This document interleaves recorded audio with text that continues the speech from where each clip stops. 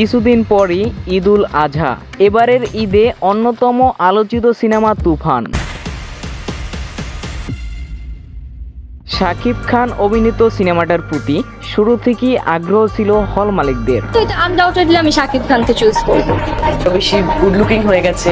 আর তবে সেন্সর ছাড়পত্র পাওয়ার পরও বিপাকে সিনেমা, কারণ অতিরিক্ত রেন্টাল দাবি করায় সিনেমা হল মালিক ও তার বুকিং এজেন্টরা বেঁকে বসেছে।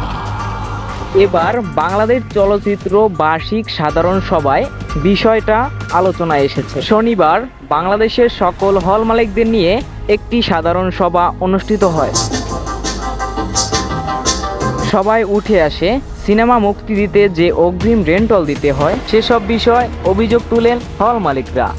তুফান নিয়ে এসে বসে থাকি, আমি আমার হলে অন্য কিছু চালানোর ব্যবস্থা করবো আমি বেঁচে থাকার জন্য। এই সময় গাজীপুরের ঝঙ্গার সিনেমা হলের মালিক বলেন, তুফান নিয়ে আতঙ্কে আছি, রেন্টাল নিয়ে সিনেমা চালানো সম্ভব নয়। তুফান নিয়ে অনেক আতঙ্কে আছি, কারণ হচ্ছে আমরা যা শুনছি রেন্টাল, এই রেন্টাল দিয়ে আমাদের ছবি চালানো সম্ভব না।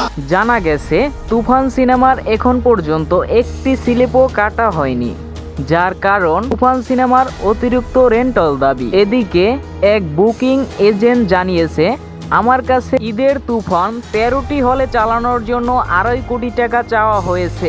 বুকিং এজেন্ট বলেন, সিনেমার বাজেট তো এত নয়, তারা কি গ্যারান্টি দিতে পারবে এই সিনেমা ব্যবসা করবে? আমরা লস দিয়ে অতিরিক্ত রেন্টাল দিয়ে সিনেমা চালাবো না, দরকার হলে এই ঈদে পুরনো সিনেমা চালাবো। তুফান খুব ভয় পাইছি রে। সজীব হাওলাদার, টেক বাংলা চ্যানেলে নতুন হলে সাবস্ক্রাইব করে দেবেন। ধন্যবাদ সবাইকে, পাশে থাকুন।